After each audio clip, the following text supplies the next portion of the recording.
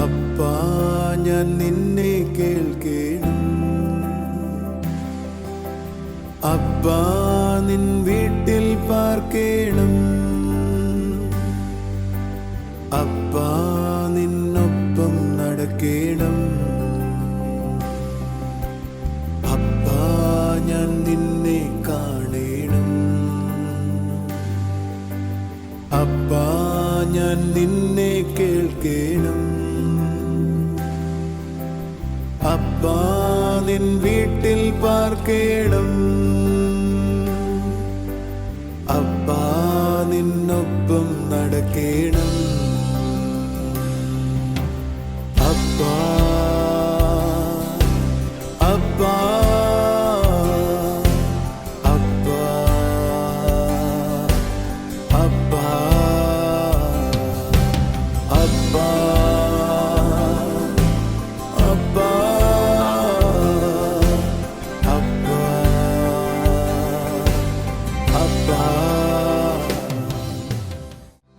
TV പ്രേക്ഷക സംഗമം കട്ടപ്പനയിൽ ജൂലൈ 24 രാവിലെ 10:30 മുതൽ. സ്ഥലം Kattappana municipal town hall, Aishwarya തിയേറ്ററിന് സമീപം. TV പ്രേക്ഷക സംഗമം തൃശൂരിൽ ജൂലൈ 25 രാവിലെ 10:30 മുതൽ. സ്ഥലം town hall, Thrissur. Miracle Sunday തിരുവനന്തപുരത്ത് ജൂലൈ 28 രാവിലെ 11 മണി മുതൽ. സ്ഥലം AJ ഹാൾ, കുമാരപുരം.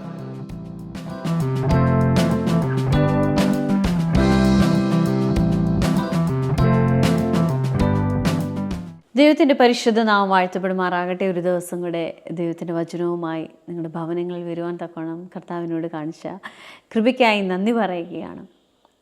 ഇന്നത്തെ ദൈവജനം നമ്മളോട് സംസാരിക്കുന്നത് അടിസ്ഥാന കാര്യങ്ങളിൽ നിന്നും പക്വതയുള്ള ആത്മീയ അനുഭവത്തിൽ ആയിരിക്കുന്ന ഒരു വ്യക്തിയുടെ ലൈഫിൽ അസാധാരണമായ അത്ഭുതങ്ങളെ കാണാനായി കഴിയും. ആ വ്യക്തിക്ക് തൻ്റെ വിളിയെക്കുറിച്ചുള്ള യഥാർത്ഥമായ ബോധമുണ്ടാകും.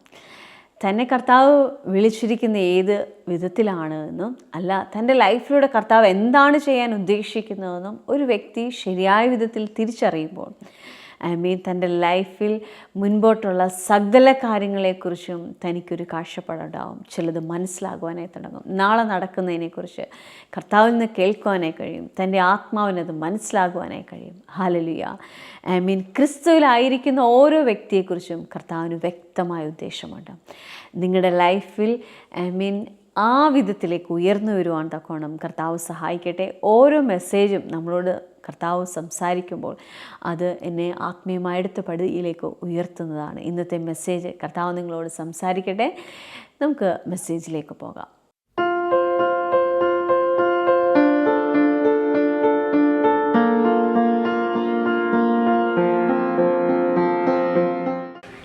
നമ്മൾ കഴിഞ്ഞ ആഴ്ച പഠിച്ച ചിന്തയിലേക്ക് വരിക. ഇന്ന് ഞാൻ ഈ മെസ്സേജിന് പേരിട്ടിരിക്കുന്നത് I will counsel you with my eye. അങ്ങനെയാണ് ഇംഗ്ലീഷിൽ ആ വാക്യം എഴുതിയിരിക്കുന്നത്. സോ കുറച്ച് മനോഹരമായൊരു ചിന്തയാണ് ഞാൻ പറയാൻ പോകുന്നത്. കഴിഞ്ഞ ആഴ്ച നമ്മൾ വായിച്ചത് എബ്രായ ലേഖനം 6-ാം അധ്യായം 1-ാം വാക്യം മുതൽ. ആ വാക്യത്തിലേക്ക് ഒന്ന് വരാൻ നമുക്ക്. അവിടെ എഴുതിയിരിക്കുന്നത് എങ്ങനെയാണ് വായിക്കുക ഒരാൾക്ക്?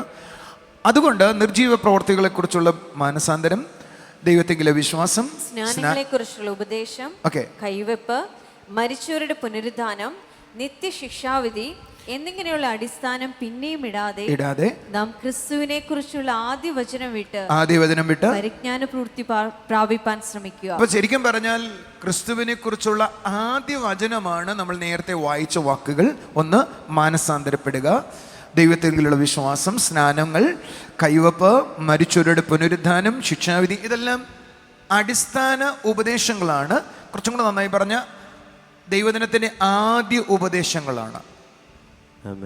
ഒരു നല്ല ഹല്ലേലൂയ പറഞ്ഞാട്ട്. അപ്പോൾ ആദ്യ ഉപദേശങ്ങൾ ആവശ്യമല്ലേ? ഇപ്പം നമ്മുടെ ചർച്ചിനകത്ത് ആദ്യമായി വന്ന ആൾക്ക് ആദ്യ ഉപദേശങ്ങൾ ആവശ്യമാണ്. അതിന് നമ്മൾ ചെയ്യുന്ന പരിപാടി മീറ്റിംഗ് കഴിഞ്ഞതിന് ശേഷം ആളുകളെ കണ്ട് സംസാരിക്കുകയും പിന്നീട് അവരെ ആ മേഖലയിൽ വളർത്തിയെടുക്കുകയോ ചെയ്യുന്നത്. നമ്മൾ അങ്ങോട്ട് പോകുന്നില്ല.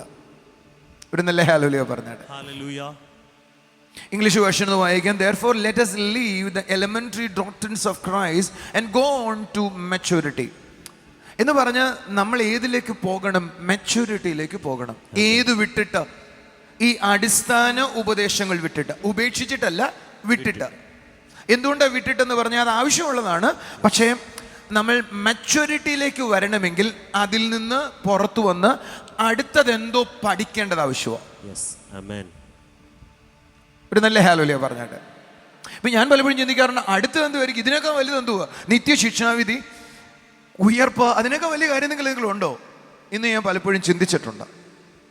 പക്ഷെ വേദപുസ്തകം പറയുന്നത് അതിൽ നിന്ന് നിങ്ങൾ പുറത്തു വന്നാലേ നിങ്ങൾ മച്യൂരിറ്റിയിലേക്ക് വരത്തുള്ളൂ, വളർച്ചയിലേക്ക് വരത്തുള്ളൂ. മാനസാന്തരം മാത്രം പ്രസംഗിച്ചുകൊണ്ടിരിക്കുന്ന സഭ വളരത്തില്ല. ശിക്ഷാവിധി മാത്രം പ്രസംഗിക്കുന്ന സഭ വളരത്തില്ല. കാരണം അവർ മച്യൂരിറ്റിയിലേക്ക് എത്തത്തില്ല. ഈ മച്യൂരിറ്റിക്ക് എത്തിയില്ലെങ്കിൽ എന്താ പ്രശ്നമുള്ളത്? ഞാൻ കഴിഞ്ഞ ആഴ്ച വായിച്ച 2-3 വാക്യം കൂടെ വായിക്കുക.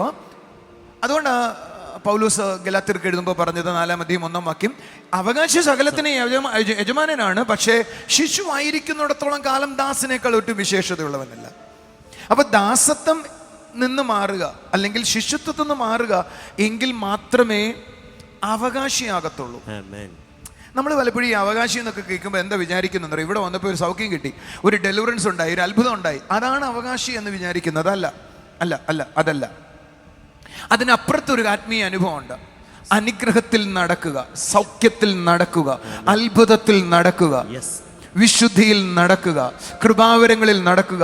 ആ നിലവാരത്തിലേക്ക്, ആ വാക്തത്വങ്ങൾക്കകത്ത് നടക്കുന്ന നിലവാരത്തിലേക്ക് വളരണം. ഒരു നല്ല ഹാലൂയ പറഞ്ഞാട്ട്. നിങ്ങളുടെ വീട്, നിങ്ങൾക്കൊരു വീട് കിട്ടി, ഒരു കാറ് കിട്ടി, അതൊന്നും അല്ല ഞാൻ പറഞ്ഞു കേട്ടോ. അതിനേക്കാളെല്ലാം അപ്പുറത്താണ് മച്യൂരിറ്റിയിലേക്ക് വളർന്ന ദൈവം വാക്തത്വങ്ങൾ തരുവാനിടയാകും. പക്ഷെ നമ്മൾ സ്വയം നോക്കിക്കുക, നിങ്ങളിപ്പോഴും എങ്ങനെയാ വിശ്വാസത്തിൽ വന്ന അതേ സ്ഥിതിയിൽ ഇരിക്കുവാണോ? വിശ്വാസത്തിൽ വന്ന അതേ സ്ഥിതിയിൽ ഇരിക്കുവാണോ? നിങ്ങളെന്തൊന്നും മിണ്ടാത്തെ? ഒരു ഹാലൂയ പറയാത്ത? ഇപ്പോഴും ദൈവമേ എത്ര നാളായിട്ട് വരുന്നു, എന്നിട്ട് എനിക്ക് എന്താ ഈ മാറ്റമില്ലാത്തെന്ന് ചിന്തിക്കുന്നയാളാണോ? എന്താ എൻ്റെ വീട്ടിലെ സ്ഥിതികൾ മാറുന്നില്ല എന്ന് ചിന്തിക്കുന്നയാളാണോ? സീരിയസ്ലി, നിങ്ങളുടെ വീട്ടിലെ ചിലർ ഇനി മനം തിരിയാനുണ്ട്, അത് കാരണം ഞാൻ എന്താ ദൈവമേ എന്താ എങ്ങനെയാകുന്നതെന്ന് ചിന്തിക്കുന്നയാളാണോ? നിങ്ങളാണ് വളരേണ്ടത്, മറ്റൊരല്ല. നിങ്ങൾ വളരാൻ തുടങ്ങിയ ദൈവത്തിന്റെ വാക്തത്വമാണ് ഒരു കുളമ്പ് പോലും ശേഷിക്കാതെ എല്ലാം നിങ്ങളുടെ ഭാഗത്ത് വരിക എന്നുള്ളത്. നിങ്ങൾ വളർന്നാൽ മതി. ഈ വളർന്നു എങ്ങനെ നമുക്ക് വളരുന്നു എന്ന് പറയുന്നത് എങ്ങനെയാ? നമുക്കൊരു വാക്യം കൂടെ വായിക്കാം. റോമർക്കെഴുതിയ ലേഖനം 8-26 എന്നാൽ ദൈവത്തെ സ്നേഹിക്കുന്നവർക്ക് നിർണയപ്രകാരം വിളിക്കപ്പെട്ടവർക്ക് സകലതും നന്മയ്ക്കായി കൂടെ വ്യാപരിക്കുന്നു. ഞാൻ വളരെ ഗൗരവത്തോടെ പഠിപ്പിക്കാൻ പോവാണ്, ശ്രദ്ധിച്ചു കേൾക്കണം. എന്ന് നാം അറിയുന്നു. എല്ലാവരും പറഞ്ഞു, എന്ന് നാം അറിയുന്നു. ദൈവത്തെ സ്നേഹിക്കുന്നവർക്ക് അവന്റെ നിർണയപ്രകാരം വിളിക്കപ്പെട്ടവർക്ക് സകലതും നന്മയ്ക്കായി കൂടെ വ്യാപരിക്കുന്നു എന്ന് നാം അറിയുന്നു. അറിയുന്ന അവിടെ ഉപയോഗിച്ചിരിക്കുന്ന ഐഡോ എന്നൊരു വേർഡ് എന്ന് പറഞ്ഞാൽ നമുക്ക് മനസ്സിലാകും. ഐഡോ എന്ന് പറഞ്ഞാൽ അവയർനെസ് എന്ന ബോധം ഉണ്ടാകും എന്ന് പറഞ്ഞാൽ ഇപ്പോൾ എൻ്റെ മുമ്പിലുള്ള പ്രശ്നം അത് നന്മയ്ക്കായി തീരുമെന്ന് ആകത്തും മനസ്സിലാകും.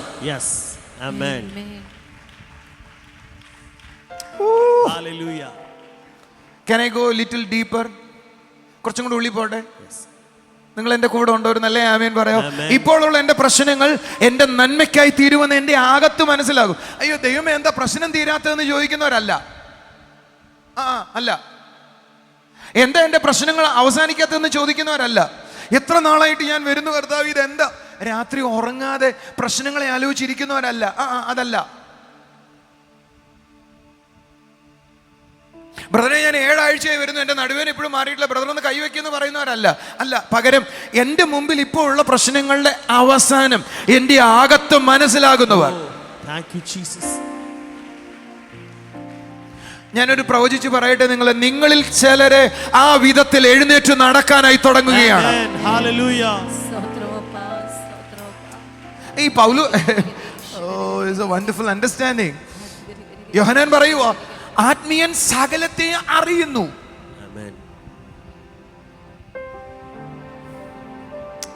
സകലതും നമ്മൾ അറിയാൻ തുടങ്ങും, സകലതും മനസ്സിലാക്കാൻ തുടങ്ങും. എനിക്ക് നാളെ കുറിച്ച് ടെൻഷൻ വരത്തില്ല, കാരണം ഇപ്പൊ ഒന്നും ഇല്ലെങ്കിലും നാളെ എന്താ സംഭവിക്കാൻ പോകുന്നത് എനിക്ക് അറിയാം. സത്യത്തിൽ അതൊരു ഉയർന്ന ജീവിതം അല്ല, അത് ക്രിസ്തീയ ജീവിതത്തിന്റെ ആരംഭ ജീവിതമാണ്. നിങ്ങൾ അവിടെ ഉപയോഗിച്ചിരിക്കുന്ന വേർഡ് കണ്ടോ? ദൈവത്തെ സ്നേഹിക്കുന്നവർക്ക് നിർണയപ്രകാരം വിളിക്കപ്പെട്ടു. എല്ലാവരും പറഞ്ഞേ, നിർണയപ്രകാരം വിളിക്കപ്പെടുക. അടുത്തിരിക്കുന്ന ആളോട് ചോദിച്ചേ, do you know your calling? ഞാൻ ഈ പറയുന്ന സ്റ്റേറ്റ്മെന്റ് നിങ്ങളുടെ തലയിൽ നിന്ന് പോകരുത്. നിങ്ങളുടെ കോളിംഗ് നിങ്ങൾ അറിയാൻ തുടങ്ങിയ നിങ്ങൾക്ക് ചുറ്റുമുള്ള പ്രകൃതി ഉണ്ടല്ലോ, അത് നിങ്ങൾക്ക് അനുസൃതമായി ചലിക്കാൻ തുടങ്ങും.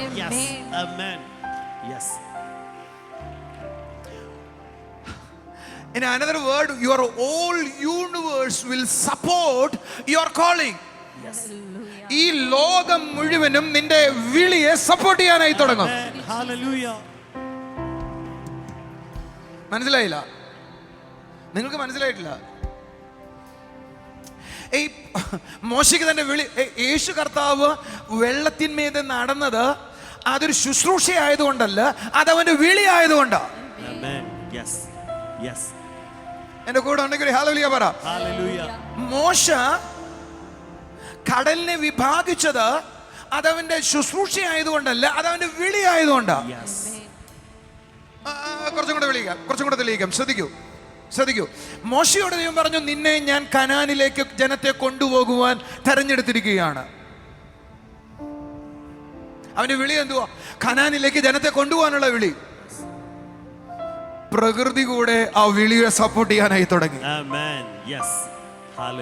അതാ കടല് രണ്ടായത്.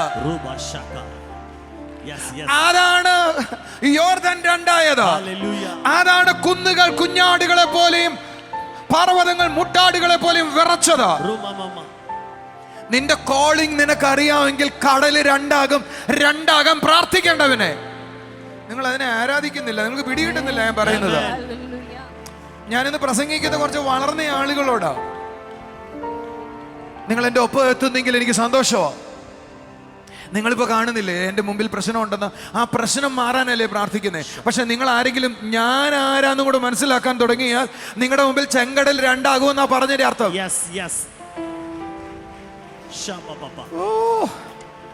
Yes Lord. ഒരു ഹല്ലേലൂയ പറ. അതാണ് അറിയുന്ന അനുഭവം. മോശയ്ക്ക് അറിയായിരുന്നു, ചെങ്കടൽ എന്റെ മുമ്പിൽ ഒന്നും ചെയ്യത്തില്ല, പർവ്വതങ്ങൾ എന്റെ മുമ്പിൽ ഒന്നും ചെയ്യത്തില്ല, മരുഭൂമി എന്റെ മുമ്പിൽ ഒന്നും ചെയ്യത്തില്ല. മരുഭൂമിയിൽ എനിക്ക് വഴിയുണ്ടാകാനായി തുടങ്ങും. ഞാൻ ചിലരെ നോക്കിയിട്ട് ദൂത് പറയട്ടെ, നിങ്ങളുടെ കോളിംഗിലേക്ക് ഈ വരുന്ന ദിവസങ്ങളിൽ നിങ്ങൾ കടക്കുകയാണ് എങ്കിൽ ഞാൻ അടുത്ത ദൂത് പറയട്ടെ, ചെങ്കടൽ വിഭാഗിക്കാൻ നിങ്ങൾക്കൊരു അധ്വാനം വേണ്ട.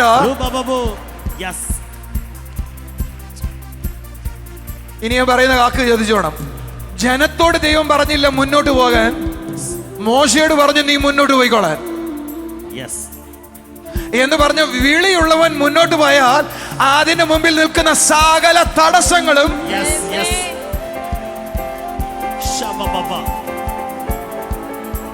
ചിലര് പറയുന്നു, ഞാൻ ദൈവത്താൽ വിളിക്കപ്പെട്ടതിന് ശേഷം എനിക്ക് പ്രശ്നങ്ങളുണ്ട്. ഞാൻ അടുത്ത വാചകം പറയട്ടെ, ആ പ്രശ്നങ്ങൾ നിന്റെ ടെസ്റ്റ് ഡോസ് ആണ്. നീ ആരാന്ന് നീ അറിയാൻ.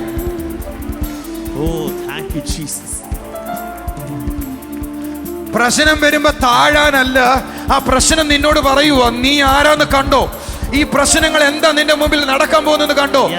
It will salute you. It will salute you. ഇതിന് എത്ര പേര് ഇതിനകത്തുണ്ടെന്ന് എനിക്ക് അറിയത്തില്ല. പ്രശ്നം നിന്റെ വിളി നിനക്ക് അറിയത്തില്ലെന്നാ. മോശയ്ക്ക് അറിയായിരുന്നു താൻ ആരാന്ന്. തനിക്ക് നടക്കാൻ പോകുന്ന സംഭവങ്ങൾ അറിയാമായിരുന്നു. Walk in the awareness. ഈ സൗരങ്ങളെ നിങ്ങളുടെ മെച്യൂരിറ്റി പരിശോധിക്കാനുള്ള ടെസ്റ്റ് ഡോസാണ് ഞാൻ പറയുന്നേ. നിങ്ങളുടെ മെച്യൂരിറ്റി നിങ്ങൾ വളരുന്നു എന്നതിന്റെ പ്രത്യേകത, പ്രശ്നങ്ങളുടെ നടുവിൽ എന്തായി തീരുമോ ആകോ എന്ന് നിങ്ങൾ പറയത്തില്ല. അതിനുശേഷം നീ പറയും, സ്വർഗത്തിലുള്ളവൻ ചിരിക്കുന്നു.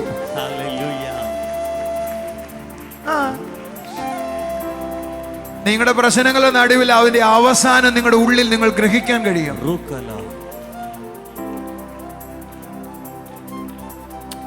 അത് വളരുന്നതിന് ആദ്യ പടിയാണ്. അവിടെ ആ ദർശനങ്ങളും സ്വപ്നങ്ങളും നിൽക്കുന്നത്. ഒരു ഹല്ലേലൂയ പറ. സ്വപ്നങ്ങൾ ദൈവം തരുന്നതാ, ദർശനങ്ങൾ ദൈവം തരുന്നതാ. ഒരു കോൺവെർസേഷൻ ആരംഭിക്കുക. ആ പ്രശ്നങ്ങളിൽ നിനക്ക് മനസ്സിലാകുമോ? ഓ, ആ മോളോട് ചോദിച്ചു നോക്കി അവളുടെ കാലം എന്തായി തീരുന്നു, അവളിപ്പോ പറയും. Thank you, Jesus. Thank you, Lord. അവൾക്ക് വേണ്ടി ഞാൻ പ്രാർത്ഥിക്കണമെന്ന് എനിക്ക് ഓർമ്മയില്ല, പക്ഷെ കർത്താവ് പറയും അവളുടെ കൈ വെച്ച് തലേ കൈ വെച്ച് കാലി കൈ വെച്ച് പ്രാർത്ഥിക്കണമെന്ന്. അതിന്റെ അർത്ഥം ദൈവത്തിന് ഒരാളെ ആവശ്യമുണ്ട്. ആ കാല് Yes, yes, yes. come on, കൈ അടിച്ചു ആമേൻ പറ. Hallelujah. ഇനി ആ മോളോട് പറയണോ ദൈവം മോളെ സൗഖ്യമാക്കും? ആ മോളുടെ അകത്തൊരു കൺഫ്യൂഷൻ ഇല്ല, കാരണം അവളെ വളഞ്ഞ കൈ നിവർന്നു. അവൾക്കൊരു കാര്യം അറിയാം, ഈ വിരല് നിവരുന്ന പോലെ ഉള്ളൂ ഈ കാല് നിവരുന്നതും. Hallelujah. Thank you, Jesus. അകത്തറിയാം. Amen. നോക്ക, അതാ ആത്മീയതയുടെ ശിഷ്യത്വം വിടുവോ? പാസ്റ്റർ എനിക്ക് വേണ്ടി പ്രാർത്ഥിക്കണേ എന്നുള്ള സ്ഥിതി വിടുവോ?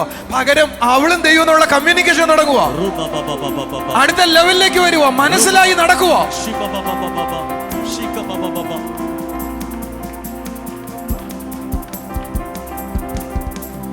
നിങ്ങൾ ദൈവത്താൽ നയിക്കപ്പെടുന്നതിലേക്ക് കയറുന്നതാണ് മച്യൂരിറ്റിയിലേക്ക് കയറുക എന്ന് പറയുന്നത്. ദൈവത്തിൻ്റെ കൃപയ്ക്കായി നന്ദി പറയുകയാണ്.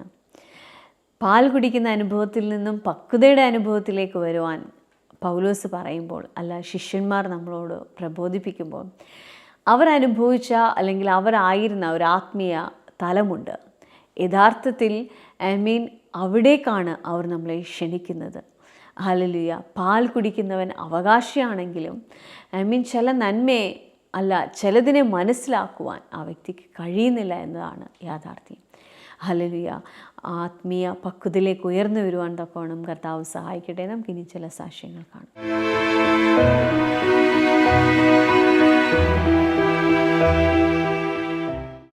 ബ്രദറെ, ഈ സിസ്റ്ററിന്റെ പേര് രേഷ്മ എന്നാണ്. രേഷ്മ സ്റ്റാച്യുവിൽ നിന്നാണ് വരുന്നത്.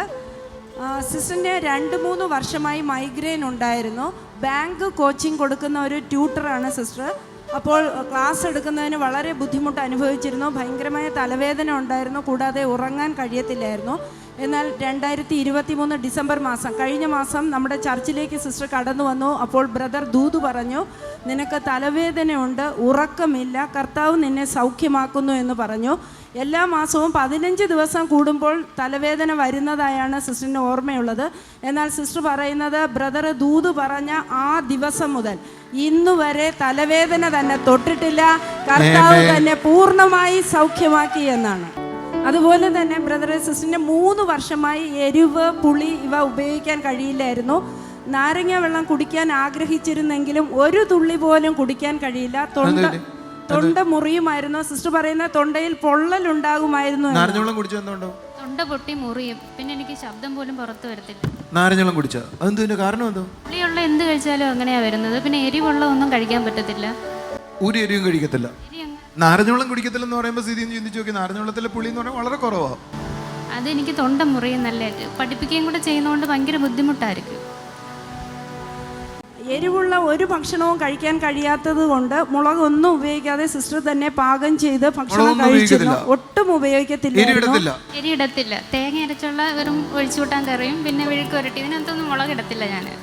ഇങ്ങനെ 3 വർഷത്തോളം കടന്നുപോയി. എന്നാൽ ബ്രദർ കഴിഞ്ഞ 2 ആഴ്ചകൾക്ക് മുന്നേ സിസ്റ്ററിനോട് ദൂത് പറഞ്ഞു, മകളെ നിനക്ക് വയറിൽ എന്തെങ്കിലും പ്രശ്നമുണ്ടോ എന്ന് ചോദിച്ചു. സിസ്റ്റർ പറയുന്ന, സിസ്റ്ററിൻ്റെ വയറിൽ എന്തെങ്കിലും പ്രശ്നമുണ്ടോ എന്ന് അറിയത്തില്ലായിരുന്നു, തൊണ്ടയ്ക്ക് ഇങ്ങനെ ഒരു പ്രശ്നമുള്ളത് മാത്രമേ അറിയായിരുന്നുള്ളൂ. എന്നാൽ സിസ്റ്റർ പറയുന്നത്, വിശ്വാസത്തോടെ ആ ആഴ്ച ഒരു ഫംഗ്ഷന് പോയി നാരങ്ങ വെള്ളം കുടിച്ചു, ഒരു കുഴപ്പവുമില്ല. ഇപ്പോൾ 3 വർഷമായി തനിക്ക് രുചിയുള്ള ആഹാരം കഴിക്കാൻ കഴിയില്ലായിരുന്നു. എന്നാൽ ബ്രദർ എന്ന് പ്രാർത്ഥിച്ച് പറഞ്ഞതുപോലെ ആ പ്രശ്നം തന്നിൽ നിന്ന് പൂർണ്ണമായി മാറിപ്പോയി. കർത്താവ് തന്നെ സൗഖ്യമാക്കി. ആഹാരം കഴിക്കാന്ന് പറഞ്ഞാൽ സഹിക്കാൻ ഒക്കൂ?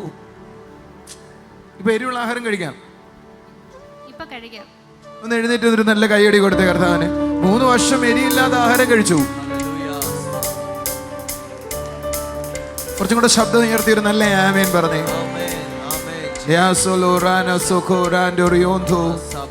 കർത്താവ് നീ കൊടുത്ത സൗഖ്യത്തിന് നന്ദി.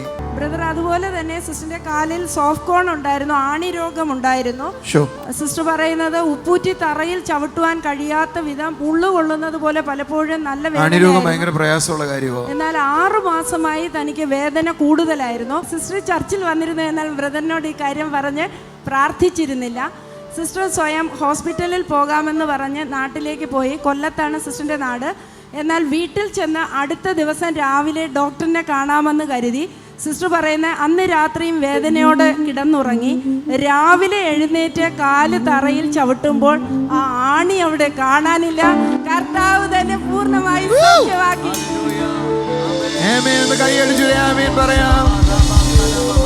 ചിലരുടെയും കൂടെ ആണി രോഗം മാറട്ടെ, ചിലരുടെയും കൂടെ ആണി രോഗം മാറട്ടെ. ഈ പകൽ ചിലരും കൂടെ സൗഖ്യമാകട്ടെ.